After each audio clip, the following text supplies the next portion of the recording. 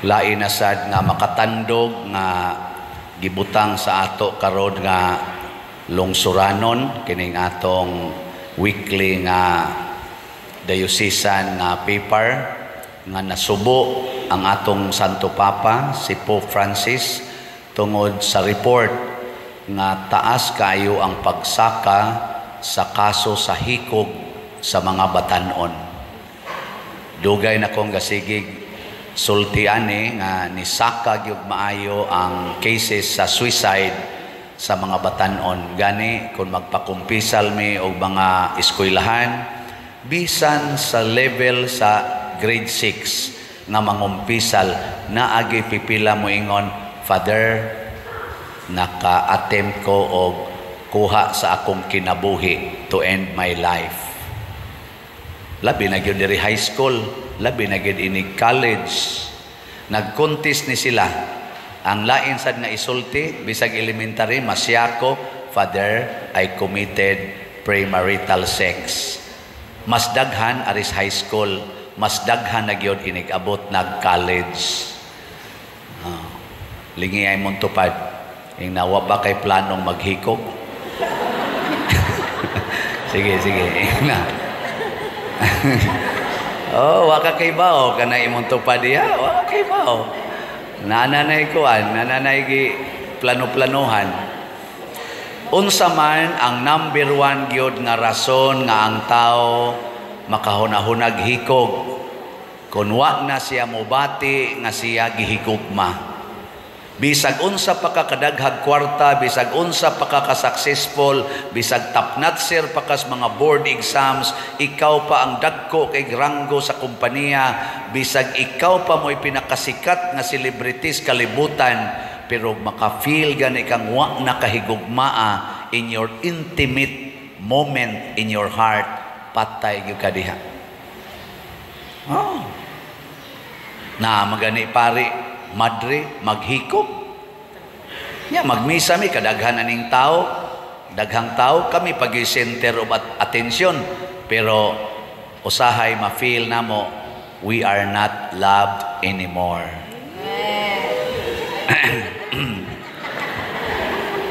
Kaya bang ang mga tao ba manglakaw ya mo ending yung ka nga ikaw ra yung usa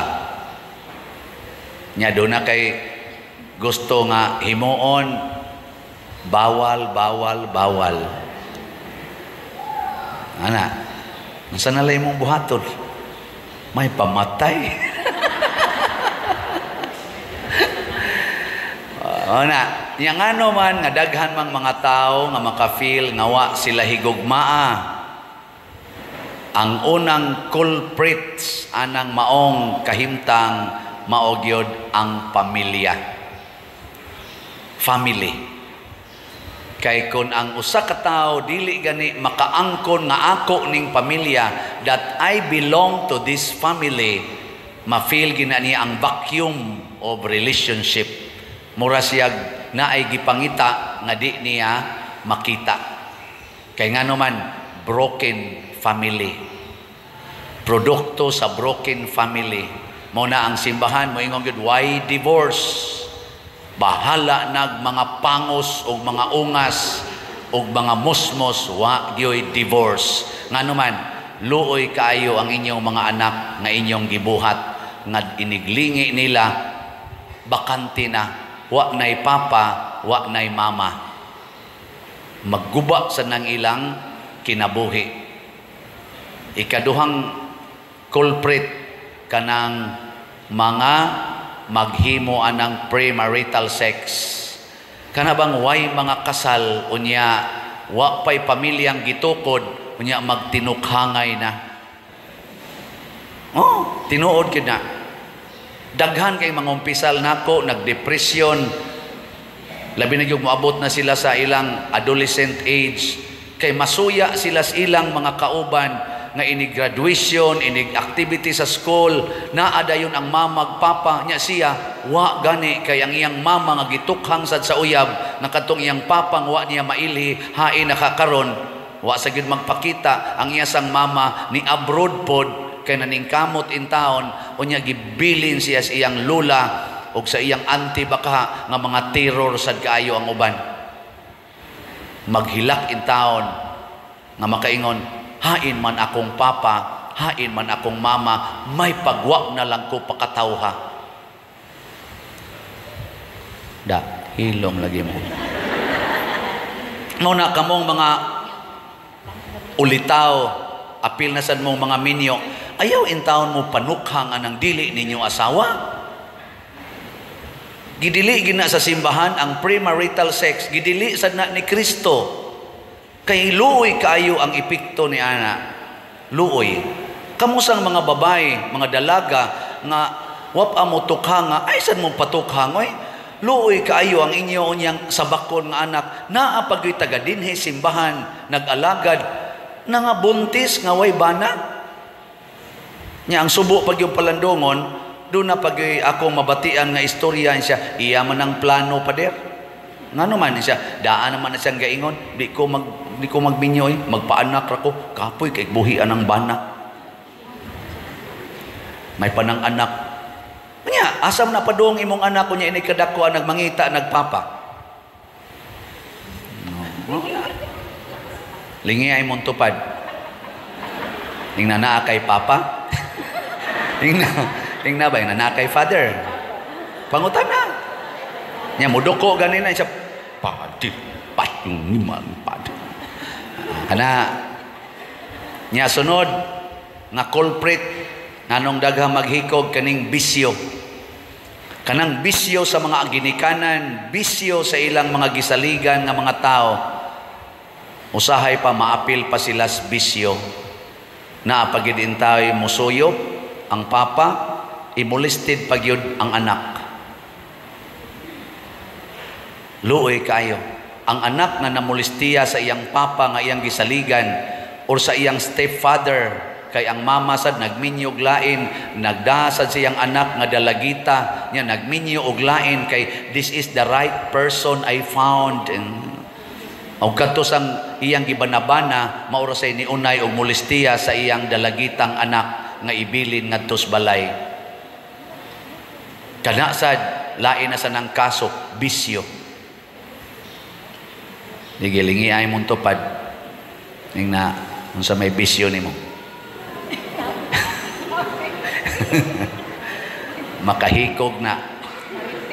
Mao na sa atong ebanghelyo karon si Jesus nag-hiring. Nag-hire siya mga laborers. Kinsay mo apply ta sa kamot. Ha?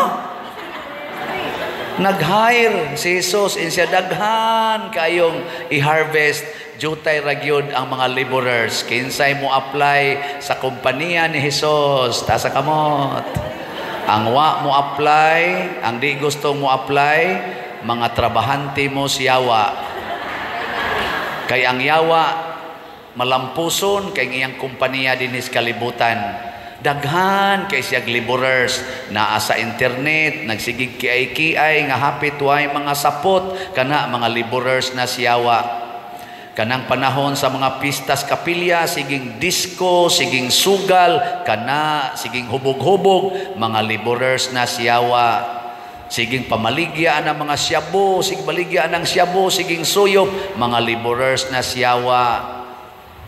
Hasta pagay din simbahan, pagay laborer ang yawa. Kanang magsulob na mga ana-ana lang dinhi, pakita-kita na mga kanal-kanal dinhi. Kana mga laborers na siyawa, hasta pari maliborer. Oh. Jutay ragyod ang mga ngani nga tinud-anay. Unsa may trabaho sa mga ngani? Ang trabaho pagtigom sa katawhan. Pagtigom. Unsa may buhaton sa laborer sa yawa? To scatter and to kill people. To scatter. Kanabang mag-away gyud, magkinihaay gyud, maggubat gyud. Pero ang sa Ginoo mag-usa, tigom. Matud pa sa unang pagbasa, magkatigom ta.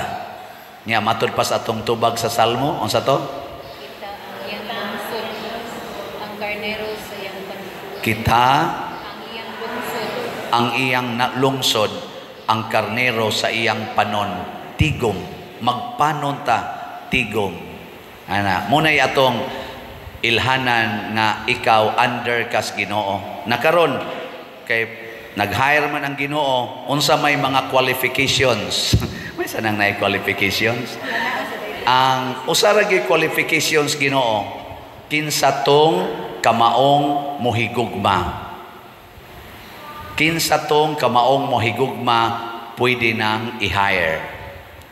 Kinsa ninyo dinhi ang kamaong mohigugma. Ta sa kamot. Ha? Di mo kamaong uban? Na, sargod taon mo, di mo kamaong mohigugma? Kitang tanan kamao. Sige, hibaw ko katungwa mo isa, dili na gustong mohigugma. So, mao na nay sunod nga requirement, kamao nya gustong mohigugma. Kaya naman say kamao, pero dili gustong mo practice. Kanang kamao, unya gustong mohigugma. Sige, lingiyay mong tupad. Ing na mga playta. Mga playta sa Ginoo.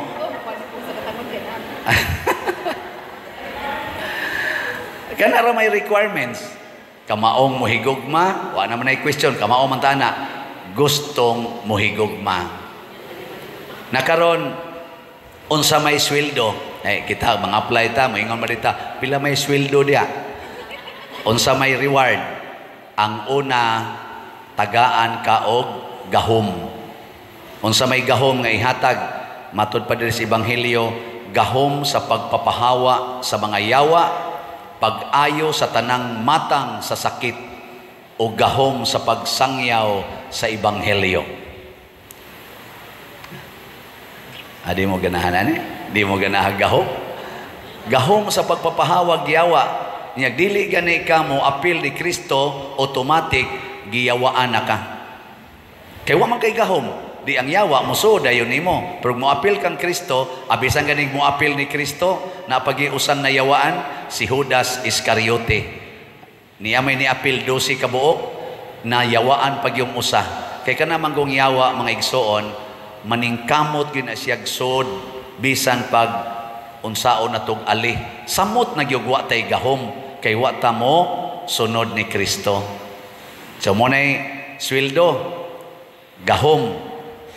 Ana, unsa pag lain nga paagi nga para mahimutang or ihatag sa Ginoo nato, in addition sa gahom, tagaan ta niya og permanenteng kalinaw, permanenteng kalipay, o permanente nga katagbawan, lasting peace, lasting happiness, and permanent satisfaction.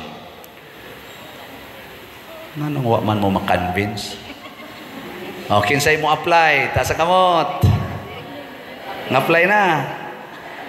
Galista ang Espiritu Santo. Ang Espiritu Santo ron gatanaw, galista. Sige, galista na. Ang Espiritu Santo nagtanaw ron. Wa pag yung mga apply. Sige. Doon na pag yung katapusang reward. Basta mo apply ka, unya mahard na kas Ginoo, automatic na ka nga dunay puy-anan house and lot sa village sa Ginoo didto sa langit. First class village. Nga wa na gididtoy buangon, wa nay kasakit, wa nay kamatayon, wa na say bayronon ni adtong maong village. Libre tanan, pero first class ang imong matagamtam.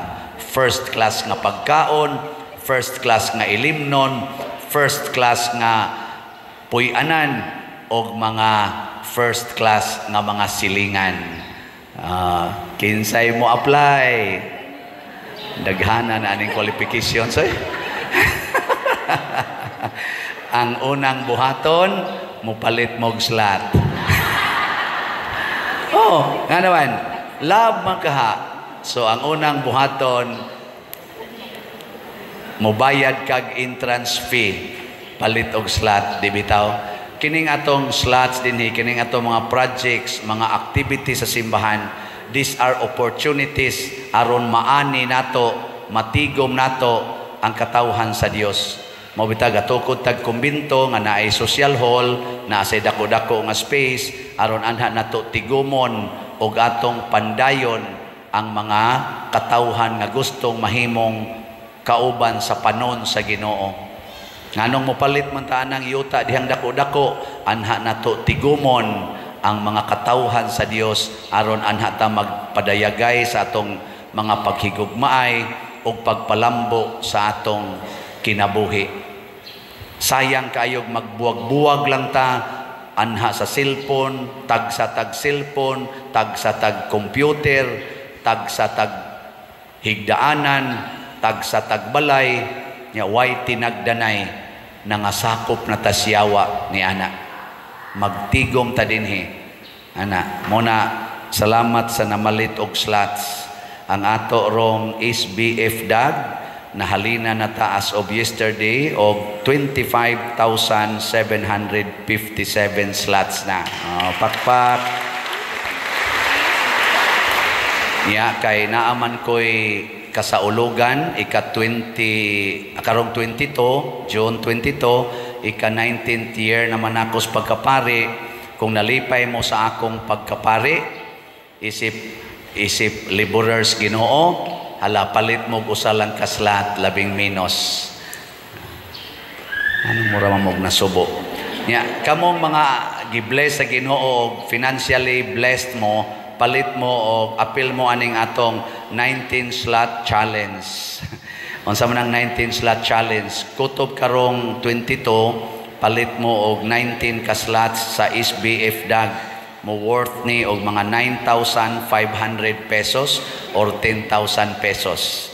As of yesterday, doon na 48 ka 19 slots challenge ang akong nadawat. Yes! Salamat! Ano ni makalipay na to? Nya, kutob sa mupalit dinhi na naagid mo'y sukli nga 100 times kung unsay inyong gipalit. Bago pa lang nga nianhi dinhi ang usasad ka grupo og may testimonya na sad siya nga grabe gyud ang iyang nadawat. Nako ayaw mog sintro anang inyong nadawat in return. Kay kana automatic man na siya. Sintro mo sa inyong gugmas paghatag. Di man gyud ko moingon nga pag-apas mo anang ihatag kay simbako way ihatag. Ang nindot gyud ihatag gyud nga mahigugmaon. Pero di kita siruhan sa Ginoo. Mao na nagsige na sag improve ang atong kumbinto nga gitukod. Atong tan-awon ang update karon sa atong kumbinto.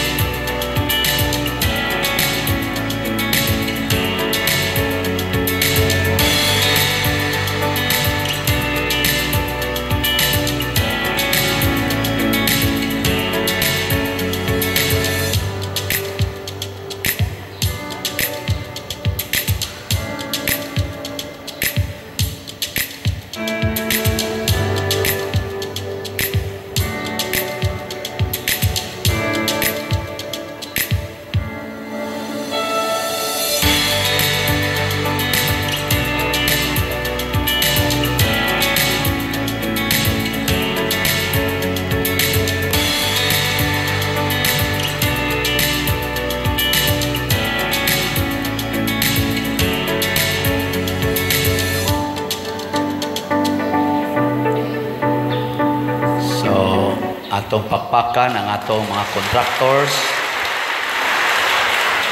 Murag ready na para buhos ang atong third floor. Ato lang iampo nga ugma hangtod sa sunod nga mga adlaw.